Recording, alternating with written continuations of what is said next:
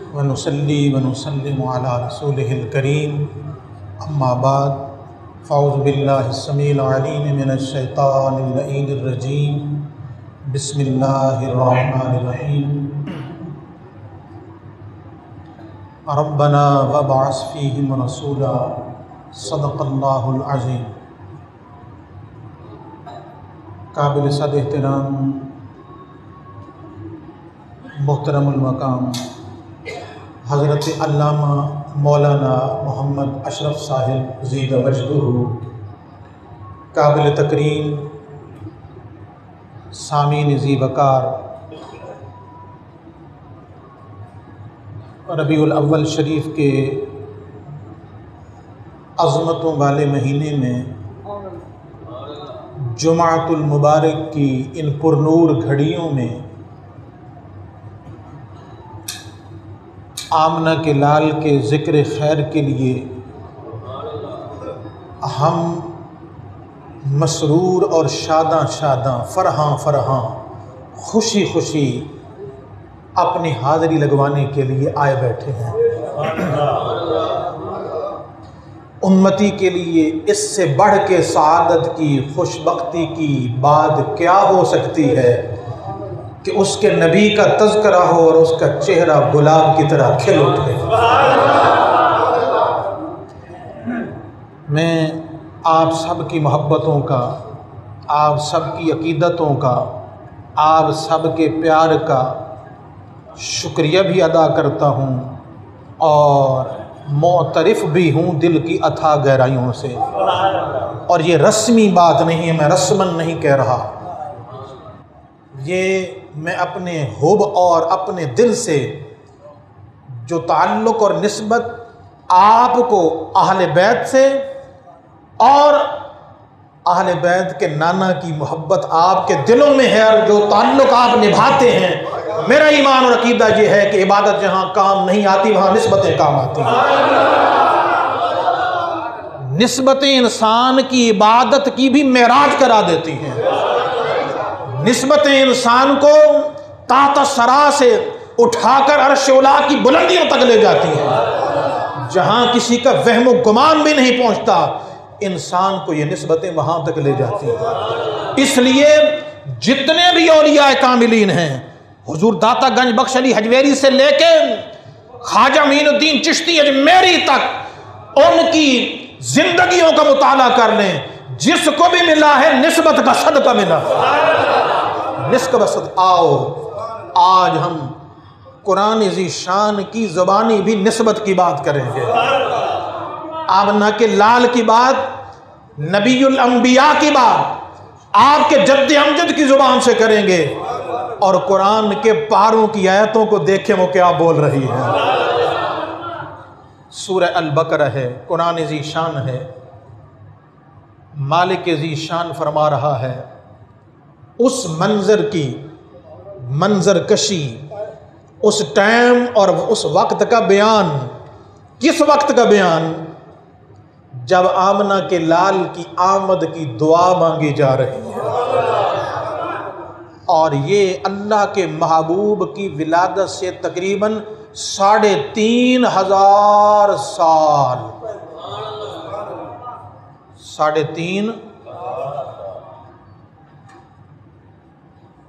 350 صدیاں، 1444 ہجری اب ہے اللہ کے محبوب کو دنیا سے پردہ فرمائے ہوئے، اور یہ دعا کب مانگی جا رہی ہے؟ آپ کا ڈبل بھی کریں اس سے بھی زیادہ ہے۔ یہ توجہ رکھنی ہے ذرا۔ اور کب مانگی جا رہی ہے؟ یہ ہم بیٹھے سہج بال کی جامع مسجد میں حسنین کے نانا کا ذکر کرنے کے لیے، زہرا کے بابا کا ذکر کرنے کے لیے، سہج بال کی جامع مسجد میں ہم بیٹھے ہوئے ہیں، اور وہ دعا کہاں مانگی جا رہی ہے؟ اب میں کوئی آپ کو واقعہ بتاؤں، کوئی حدیث بتاؤں تو اعتراض کرنے والے آج کل تو ان کا شیوہ ہی یہی ہے، جھٹ سے اعتراض کر دیتے ہیں۔ جہاں مقام نبوت کی، شان نبوت کی، عظمت نبوت کی بات آتی ہے، وہاں ان کی انگلی اٹھ جاتی ہے کہ نا جی نا، یہ فلاں راوی ایسے تھا، فلاں سے تھا، یہ کوئی دلیل کی بات نہیں ہے۔ رب کا قرآن فرما رہے اِذْ يَرْفَعُ إِبْرَاهِيمُ الْقَوَاعِدَ مِنَ الْبَيْتِ۔ حضور کے امتیوں، حضور سے عشق کرنے والوں، نسبتوں کا حیا کرنے والوں، سنو، رب فرما رہا ہے ذرا اس وقت کو یاد کرو جب میرا پاک پیغمبر خلیل اللہ، جس کو اپنی دوستی کے لیے میں نے خود چنا، وَاتَّخَذَ اللَّهُ إِبْرَاهِيمَ خَلِيلًا، ابراہیم نے اللہ نے ابراہیم کو اپنا خلیل خود منتخب فرمایا۔ کیا شان اس بندے کی ہے، کیا عظمت ہے، کیا اس کا عقیدہ ہے، کیا اس کا ایمان ہے، کیا اس کا اخلاق ہے، کیا اس کا کردار ہے، کیا اس کا علم ہے، اور کیا قابل صد احترام اس کی ہستی ہے جس کو رب اپنا دوست بنا رہا۔ وہ اللہ کا دوست، بڑا مقام ہے نا، بولیں، بڑی شان ہے نا۔ تھوڑی توجہ کریں گے اگلی بات سمجھ آئے گی۔ رب فرما رہا ہے کہ میں نے ابراہیم آپ کو اپنا کیا بنا لیا۔ وہ کھڑی کر رہے ہیں کعبہ کی دیواریں، ساتھ کون ہے؟ اسماعیل ذبیح اللہ لخت جگر ہے۔ توجہ ذرا آپ کی چاہوں گا، ساتھ لخت جگر ابراہیم خلیل اللہ ہے، اور کعبہ کی دیواریں کھڑی کر رہے ہیں۔ کعبہ کی، کس کی دیواریں؟ کعبہ کی، کسی دنیا کی اور مسجد کے اندر نہیں۔ یہ اللہ کا خلیل ہے اور وہ بیت اللہ ہے۔ یہ خلیل اللہ، وہ بیت اللہ ہے۔ بڑی دیکھیں کر کون رہا ہے اور بنیادیں کس کی کھڑی ہو رہی ہیں؟ بیت اللہ کی۔ فرمایا یہ ہے مثابۃ للناس، لوگوں کے پلٹ آنے کی جگہ، یہاں ساری مخلوق آئے گی۔ یہاں دنیا سے کشاں سہج پال سے بھی لوگ جائیں گے، امریکہ سے بھی جائیں گے، یورپ سے بھی جائیں گے، افریقہ سے بھی جائیں گے، امریکہ سے بھی جائیں گے، پاکستان سے بھی جائیں گے، دنیا کے کونے کونے سے رب العزت کی بندگی کا دم بھرنے والے۔ وَإِذْ جَعَلْنَا الْبَيْتَ مَثَابَةً لِلنَّاسِ وَأَمْنًا، ہم نے اس کو لوگوں کے رجوع اور لوگوں کا ٹھکانہ بنا دیا ہے۔ کشاں کشاں میری مخلوق آئے گی، اس گھر کے ارد گرد طواف کرے گی، منہ مانگی مرادیں پائے گی، سکون پائے گی، امن پائے گی، جھولیاں دامن مراد سے بھر کے لے جائے گی۔ اب دیکھیں قابل توجہ بات ہے، کعبۃ اللہ کی بنیادیں کھڑی کرتے ہوئے جب کعبے کی تعمیر مکمل ہو گئی، کعبے کی جب اللہ کا گھر بن گیا، بارگاہ رب العزت میں گڑ گڑا کے عرض کرتے ہیں ربنا، آئے ہے الفاظ دیکھیے، ربنا، اے ہمارے رب، وبعث، بھیج دے فیہم، ان میں رسولہ، اپنی عظمتوں والا رسول بھیج دے، شانوں والا رسول بھیج دے۔ اب سنیے، میں اس لیے توجہ کو دلاتا ہوں، اور مجھے اس کے لیے بہت ساری محنت کرنا پڑتی ہے، مطالعہ کرنا پڑتا ہے۔ رب ذوالجلال کے محبوب کریم علیہ السلام سے جب پوچھا گیا سرکار اپنی شان و عظمت کو ابتدا کے بارے میں بتائیں، فرمایا انا دعوت ابی ابراہیم، وہ جو دعا ابراہیم خلیل اللہ میرے جد امجد نے کعبہ اللہ کی تعمیر کے وقت، مکمل ہونے کے وقت کعبے میں کھڑے ہو کے جو دعا مانگی تھی، وہ دعا میں ہوں، وہ میرے لیے مانگی تھی۔ بات ختم ہو گئی نا، شان والا رسول کون ہے؟ 2 + 2 4 کی طرح، کیونکہ بہت سارے رسول آئے نا، ابراہیم خلیل اللہ کی نسل میں، حضرت اسحاق کی نسل میں بہت سارے رسول آئے، لیکن اللہ کے محبوب نے کہہ دیا یہ جو قرآن کہہ رہا ہے نا، اس وقت جس رسول کی دعا مانگی تھی وہ میں ہوں۔ کیا شان لجپال نبی کی 3500 سال پہلے کی آپ خبر دے رہے ہیں کہ جو دعا مانگی گئی تھی نا، یہ قرآن جو کہہ رہا ہے، وہ دعا میرے لیے محبوب خلیل اللہ نے مانگی تھی۔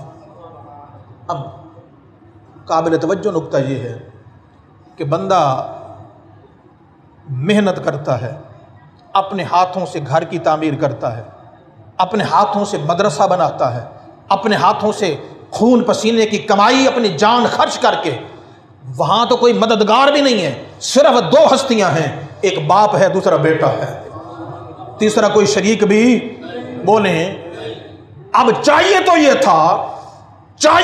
تھا کہ جب گھر بن جائے، مکمل ہو جائے، معمولی ہستی بھی نہیں، خلیل اللہ ہے، خلیل اللہ یہ کہتے یا اللہ یہ گھر میں نے بنایا ہے، میرے بیٹے نے مدد کی ہے، اے اللہ تو مجھے اس کا امام بنا دے۔ بولے نا، یہ کہنا چاہیے تھا نا، رب کا محبوب نبی کہہ رہا ہے فیہم رسولہ، ان میں رسول شانوں والا بھیج دے، عظمتوں والا بھیج دے۔ بنانے والا باپ بھی نبی، بنوانے والا ساتھ مدد کرنے والا بیٹا بھی نبی، لیکن پھر بھی دعا ہو رہی ہے۔ معلوم ہوا ابراہیم خلیل اللہ یہ جانتے ہیں کہ یا الہی یہ جیسے تیرا کعبہ بے مثل و بے مثال ہے، اور دنیا پہ کعبۃ اللہ نہیں، 1,24,000 نبیوں میں وہ شانوں والا آمنہ کا لال بھی بے مثل و بے مثال ہے۔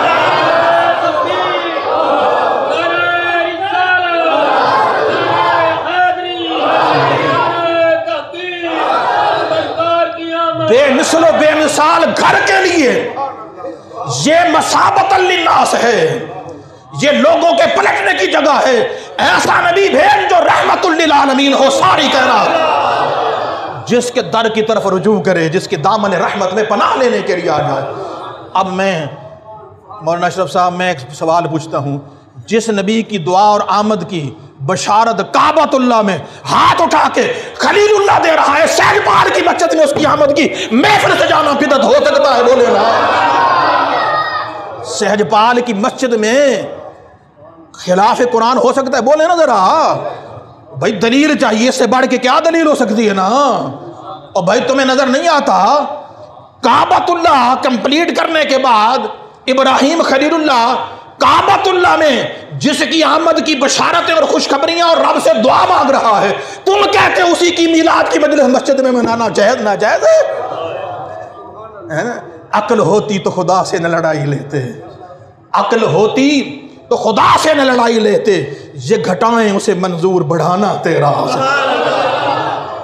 خلیل اللہ خود بھی پکار اٹھتے، میں بھی خلیل ہوں، مجھے بھی کراؤن لگے ہوئے، پھول لگے ہوئے، مجھے بھی، میں بھی نبی ہوں، میرے پاس بھی نبوت کا لباس ہے، نبوت کی یونیفارم میں میں بھی آیا ہوں۔ فرمایا نا ابراہیم خلیل اللہ یہ عقیدہ دے رہے رہتی دنیا تک کہ نبوت میں تو سارے برابر ہیں، لیکن فضائل و کمالات میں آمنہ کے لال کے کوئی فضائل و کمالات میں آمنہ کا لال بے مثل و بے مثال ہے۔ ہائے ہائے ہائے، کرن بدلی رسولوں کی، تاجدار بریلی بول اٹھے، کرن بدلی رسولوں کی ہوتی رہی، چاند بدلی سے نکلا ہمارا نبی۔ ہائے ہائے، یہ چاند جو نکلا ہے نا، اس جیسا کوئی نہیں ہے۔ ہائے ہائے ہائے، کون ڈھونڈ کے لائے گا حضور جیسا؟ ابراہیم خلیل اللہ بھی یہ جانتے ہیں، ہاں جی، یہ بے خبری خلق بھی کہاں سے کہاں تمہارے لیے نوح و نجی، صفی و وسیع سب سے کہی، کسی نے نہ سنی، یہ بے خبری کے خلق پھری کہاں سے کہاں تمہارے لیے، خلق پھر رہی ہے حضور کے لیے، سب کے در پہ جا رہے ہیں، سب اذهبوا الی غیری کہہ رہے ہیں کسی اور کے پاس جاؤ۔ جب حضور کے پاس جاتے ہیں حضور کہتے ہیں انا لہا، میں جو ہوں میں کروں گا۔ یہ علم والا جانتا ہے، جس کے پاس علم تھا، جس کے پاس رب کی خلت کا تاج تھا، رب کی دوستی کی جس کو سرٹیفکیٹ مل چکا تھا، وہ تو کہہ رہا ہے حضور جیسا کوئی نہیں ہے، اور جس کو کوئی پتہ نہیں ہے بدبخت وہ کہہ رہا ہے حضور ہم جیسے ہیں۔ خلیل اللہ نے کہا جی میں بھی امام تم بھی امام۔ ممکن ہے یہاں نماز پڑھانے کا وقت آ جائے، ہو سکتا ہے تقریباً مجھے مولانا اشرف صاحب کہیں میں، لیکن میں نے جو پڑھانا نہیں ہے، لیکن پھر بھی ایک دل میں خیال تو آتا ہے نا جی کہ یہ اپنے سے برتر سمجھ کے بندہ کسی کو مسلح پہ کھڑا کرتا ہے نا۔ بولے نا، ہاں بولیں، مسلح کے ہر کسی کو نہیں دیے جاتے، کوئی دیتا ہے مسلح اپنا، لیکن ابراہیم خلیل اللہ کہہ رہے ہیں مسلح جو ملا ہے آمنہ کے لال کا صدقہ ملا۔ کیوں؟ وَإِذْ أَخَذَ اللَّهُ مِيثَاقَ النَّبِيِّينَ میں آپ کو یہ آشکار ہو چکا تھا کہ نبی رحمت تشریف لانا ہے۔ اب سنیں، ربنا وبعث فیہم رسولا منہم، میرے مولا میری اس ذریت میں یہ جو ہم کر رہے ہیں ان میں رسول بھیج دے، اپنا رسول، انہیں اپنا رسول بھیج۔ فرمایا اے اللہ تو رسول بھیجے گا، اب کوئی بات ہو نا بندہ کہتا ہے جی اچھا جی اے فلانی گل کر سکتے ہیں، میں نہیں کر سکتا، ٹھیک ہے جی۔ ہماری مسجد کے اندر مثلا کوئی اور دوسرا تبلیغ کرنے کے لیے جی ہم بھی کہتے ہیں جی سانو تبلیغ نہیں آتی، ہم نہیں تبلیغ کر سکتے، ہم نہیں فقہ کے مسائل بیان کر سکتے، ہم نہیں تفسیر بیان کر سکتے، حدیث بیان کر سکتے، یہ تم کون سا بندہ لے کے آئے ہو؟ ابراہیم خلیل اللہ کیا کہہ رہے ہیں؟ سنیں تو صحیح نظر بات، قابل توجہ نکتہ ہے۔ لوگ کہتے ہیں کہ یہ کیسے ہو گیا، یہ نبی کی شان تم کہاں سے کہاں؟ ابراہیم خلیل اللہ کہہ رہے ہیں اے اللہ ان میں رسول مبعوث فرمانا، شانوں والا، عظمتوں والا، یتلو علیہم آیاتک کا، جو تیری آیتیں ان کو پڑھ پڑھ کے سنا ہے، تیری آیتیں ان کو۔ اب کوئی بھلا پوچھے ابراہیم خلیل اللہ تم آیتیں پڑھ پڑھ کے نہیں سنا سکتے؟ فرمایا میں بھی سنا سکتا ہوں، لیکن جیسے آمنہ کا لال سنا سکتا ہے، اللہ کا خلیل گواہی دے رہا ہے کہ ایسے کوئی اور نہیں سنا سکتا۔ ہائے ہائے ہائے، جیسے تیرا محبوب پڑھے گا نا آیتیں، آئے ہائے ہائے قرآن کی، مزہ آ جائے گا، لطف آ جائے گا۔ یتلو علیہم آیاتک، ان کو تیری آیتیں پڑھ پڑھ کے، یہ 3000 3,500 سال 350 سال پہلے کی خبر اللہ کا خلیل دے رہا ہے۔ وَيُعَلِّمُهُمُ الْكِتَابَ، فرمایا اپنے اس نبی کو جو تو کتاب ذی شان عطا فرمائے گا نا، لوگوں کو آیتیں پڑھ کے سنائے گا، انہیں کتاب کی تعلیم بھی دے گا۔ یہ حضور کی آمد کے تذکرے ہیں کہ نہیں؟ بولیں۔ حضور کے میلاد کے تذکرے ہیں کہ نہیں؟ حضور کی شانوں کے تذکرے ہیں کہ نہیں؟ بولیں۔ یہاں کون سی فقہی مسئلہ بیان ہو رہا ہے؟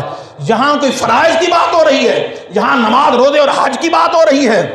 وہ تو پہلے ہو چکی تھی، وَأَذِّن فِي النَّاسِ بِالْحَجِّ۔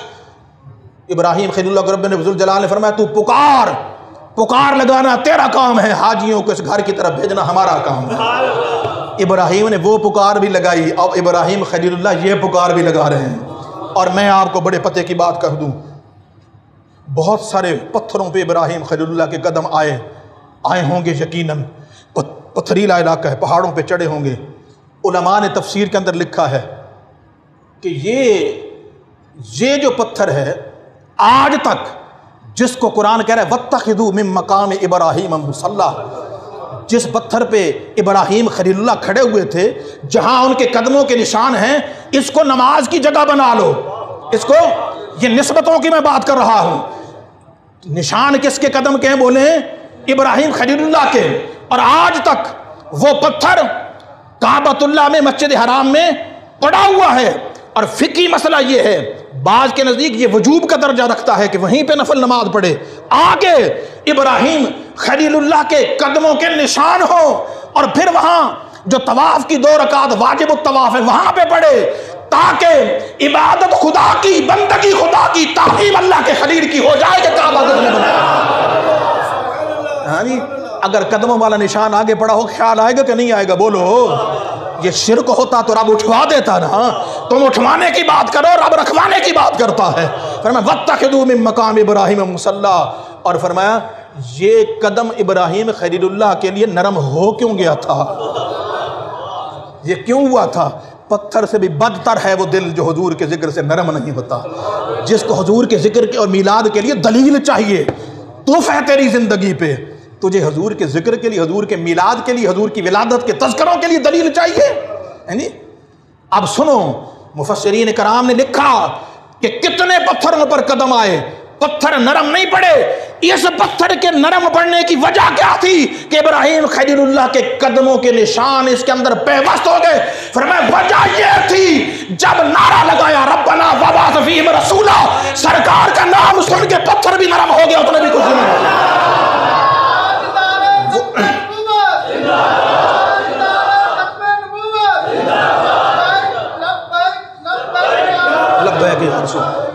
پتھر بھی نرم ہو گیا، کیوں؟ اس لیے کہ وہاں کھڑے ہو کے ابراہیم خلیل اللہ نے دعا مانگی تو پتھر کو بھی معلوم ہو گیا کہ اب مجھے نرم پڑنا پڑے گا، اس لیے کہ اب رب کے خلیل، رب کے حبیب کی بات کر رہے ہیں، رب کے حبیب کی آمد کا تذکرہ ہوتا ہے، پتھر بھی خوشی مناتا ہے،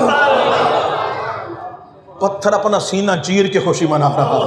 ہر ایک اپنا انداز ہے نا، ہر ایک اپنا، جتنی توفیق جس کو ہوتی ہے۔ اس نے کہا میں تو اتنا ہی کر سکتا ہوں کہ مجھے میری سختی صلابت بڑی مشہور ہے، کہ رب قرآن میں بھی فرماتا ہے کہ ان کے دل پتھروں کی طرح سخت ہیں، اور شد و قسوہ، کہ ان سے بھی زیادہ سخت ہیں۔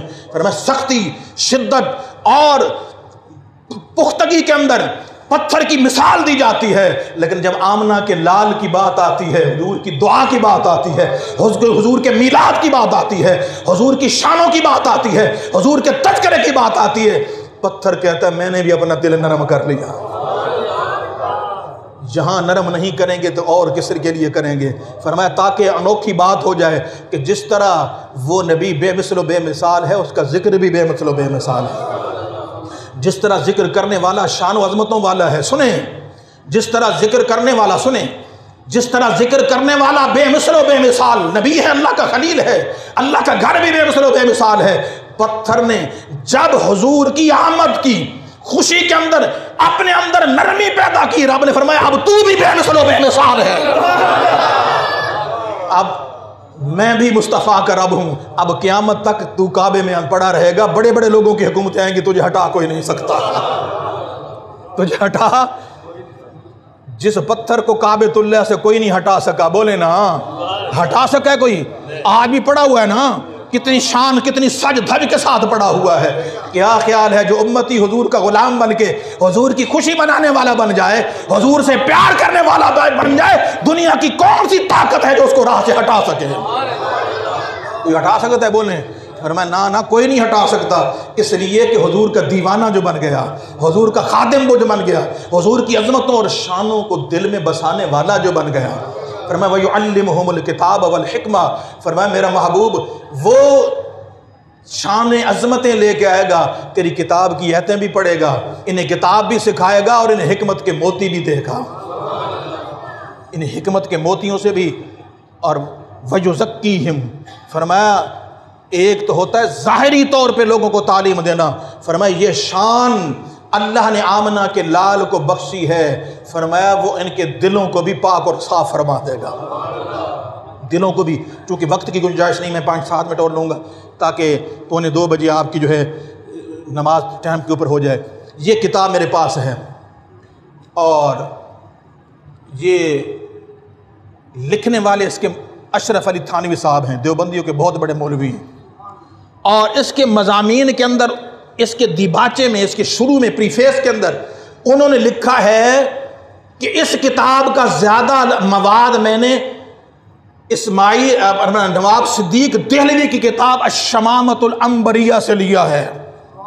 الشمامۃ العنبریہ اہل حدیثوں کے بہت بڑے مولوی کی کتاب ہے، آج کل چھپا دی ہے انہوں نے، آج کل اپنے یہاں دور خطابت میں سہجپال میں نے اس کتاب کو بڑا ڈھونڈنے کے، میرے پاس نسخہ پڑا ہے، کہیں سے مل گیا، لیکن یہاں سے میں نے بڑی کوشش کی ڈھونڈنے کی، تلاش کرنے کی۔ میں پھر رہا تھا اردو بازار میں، ادھر ایک لڑکا تھا وہ اہل حدیث نا، حافظ صاحب تھے، تو انہوں نے کہا شاہ جی کیا تلاش کریں؟ میں نے کہا یار تمہاری یہ کتاب نہیں ملتی، ہنس پڑا ہے، کہتا ہے جی میں پتہ کرتا ہوں، شاید آپ کو دیکھ کے نہ دیتے، مجھے دے دیں۔ وہ گیا ہے دکان پہ، اب مجھے طلحہ اس قسم کا، شاید اس کا کوئی حافظ کا نام تھا، مجھے اس طرح کا کوئی، تو میں اردو بازار میں کھڑا تھا اہل حدیث کے مکتبے کے باہر، میں نے کہا تم جا کے پوچھو۔ وہ پوچھنے گیا ہے تو کہتے ہیں وہ ہنسے ہیں، انہوں نے کہا جی ہم نے بند کر دی ہے۔ کیوں بند کر دی ہے؟ اس میں نبی کی شان لکھی ہوئی تھی، جی مکرہ کون ہے، مرتد کون ہوا ہے، راہ سے ہٹا کون ہے، ہمیں کہتے ہو؟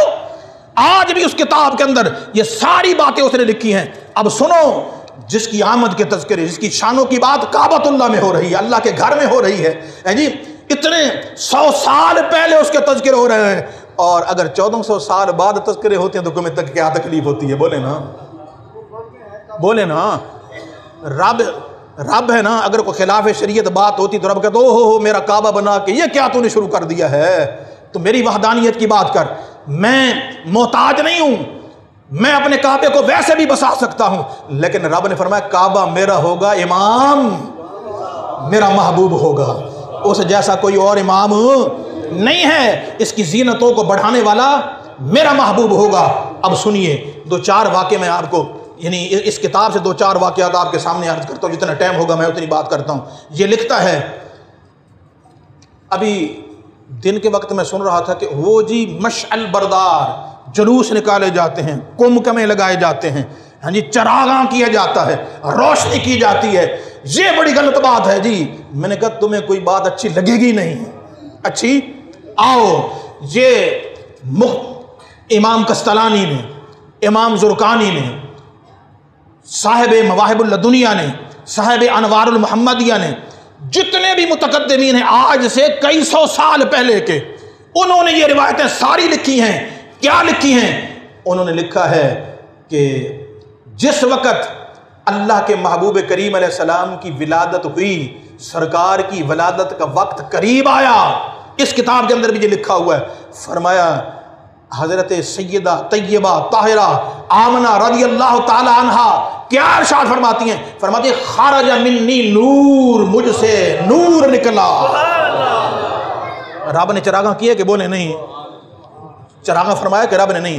یہ روایتیں نکال دو اپنی کتابوں سے، ٹھیک ہے، ان کتابوں سے اپنی یہ روایتیں نکال دو۔ ادھر سے تم کہتے ہو کہ رب کی آپ فرما رہی ہیں کتنا نور نکلا؟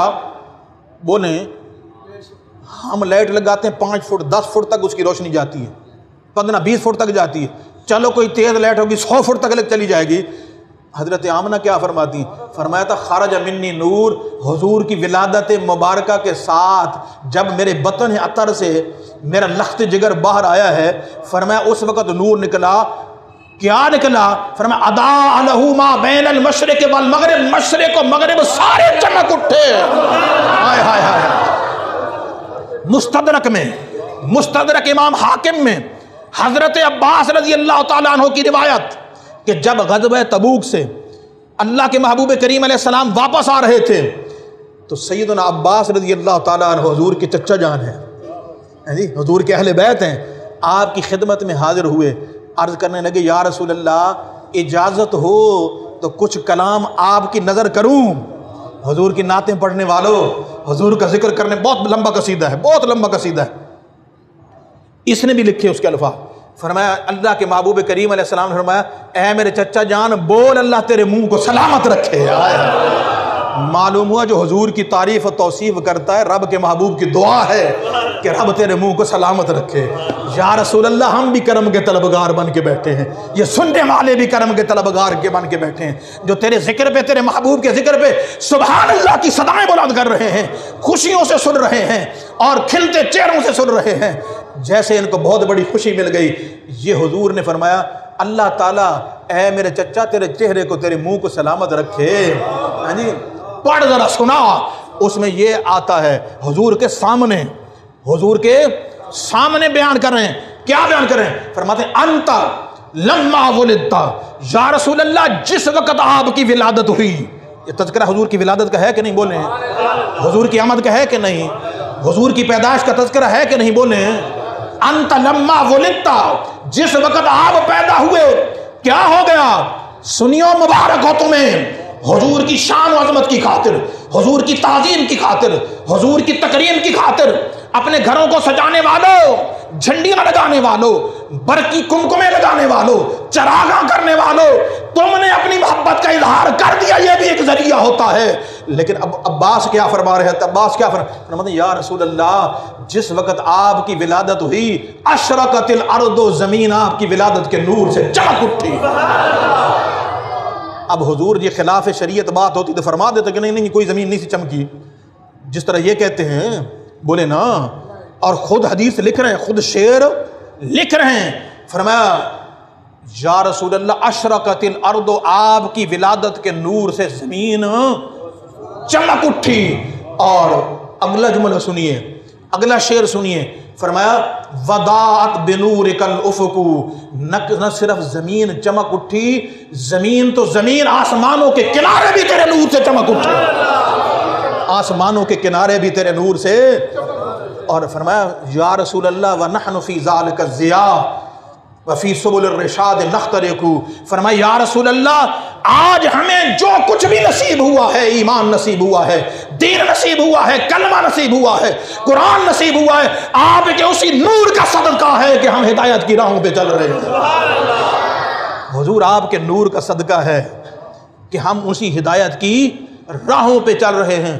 اب بھی جو بندہ نور کا انکار کرے، بولیں اب اس کے اندر ظلمت شائی ہو، اس کی سوچ اور فکر کے اوپر اندھیرے ہوں، وہ کوسوں دور ہو رشد و ہدایت سے، تو پھر تو وہ بات کر سکتا ہے، اس کی بات اس کو مبارک ہو۔ لیکن ہم تو کہیں گے یا رسول اللہ آپ کی آمد سے سارے جہان کے اندر خوشیاں پھیل گئیں۔ جی حضرت عامہ فرماتی ہیں، فرمایا میں مکہ پاک کے اندر تھی، مکہ پاک میں کہاں تھی؟ اور یہ جو مختصر سیرت رسول ابن وہاب نجدی کے جو بیٹے نے لکھی ہے کتاب، جو سعودی عرب سے تباہ ہو رہی ہے، عربی کے اندر بھی اردو کے اندر بھی ترجمے، اس کے اندر بھی اس نے لکھا ہے، کیا لکھا ہے؟ فرمایا جس وقت حضور کی ولادت ہوتی ہے، حضور علیہ الصلوۃ والسلام تشریف لاتے ہیں، زمین چمک اٹھتی ہے، آفاق روشن ہو جاتے ہیں، اور فرمایا یہ کیفیت اللہ کے محبوب کریم علیہ الصلوۃ والسلام کی ذات پاک کی تھی کہ آپ کی والدہ محترمہ مکے میں ہیں، حجرہ مبارکہ میں ہیں، اپنے گھر کے کمرے میں ہیں، دیواریں بھی بنی ہوئی ہیں۔ فرماتی ہیں لیکن میں نے بصرہ شام کے علاقے کے اندر جو بازاروں میں اونٹ چل رہے تھے، ان کی گردنوں کی قطاروں کو حضور کے نور کی روشنی میں دیکھ لیا۔ اتنا بڑا نور بھائی، اتنا بڑا نور کہ جس نور نے دیواروں کی بھی ثقالت جو تھی، کثافت جو تھی، ان کو بھی دور کر دیا، اس کے بھی چھن کے چلا گیا۔ کیا شان ہے، کیا عظمت ہے۔ اگر والدہ محترمہ کی بصارت کا یہ شان ہے کہ حضور کے نور کی نگاہ حضور کی وجہ سے کتنی دور پہنچ جاتی ہے، تو حضور کی نگاہوں کا عالم کیا ہوگا؟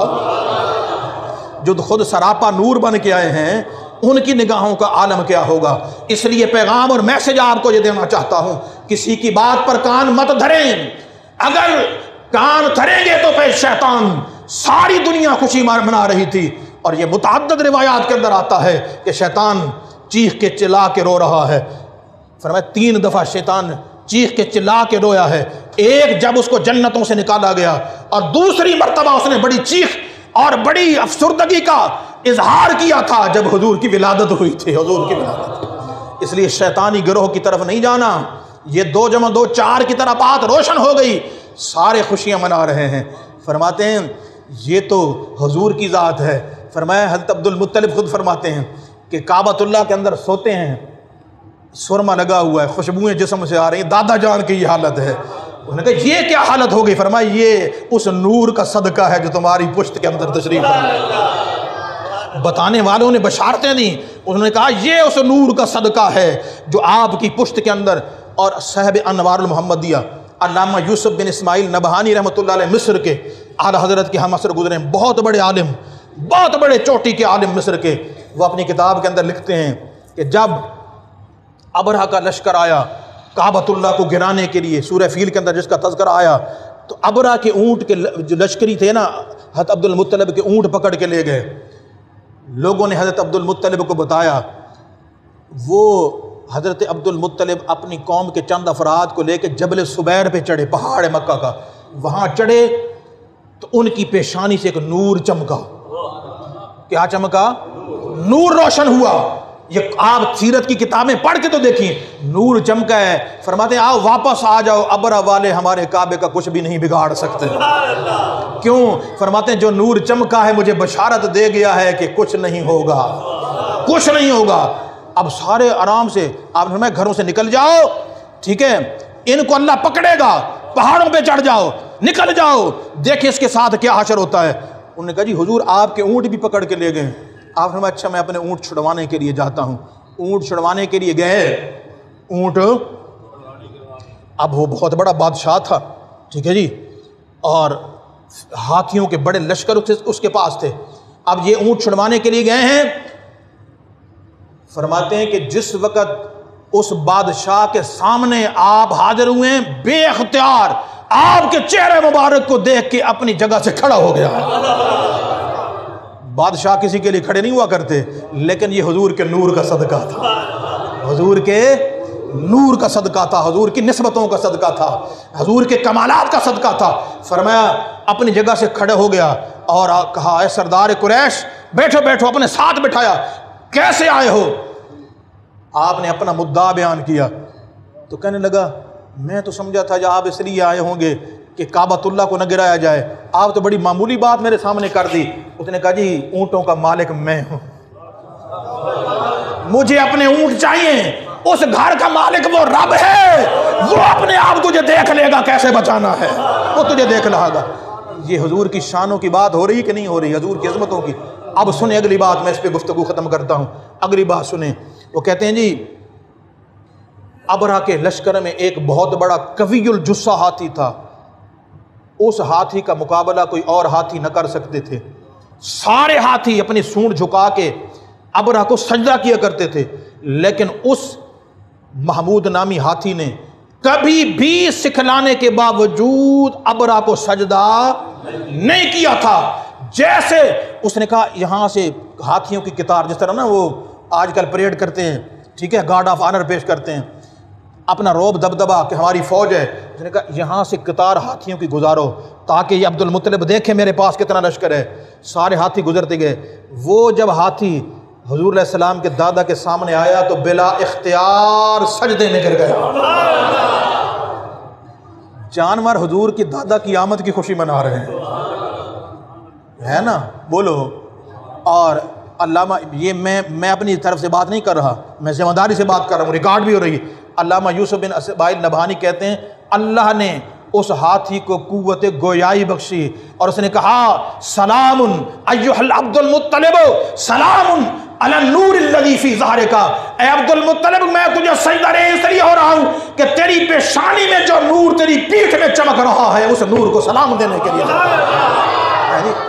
جانور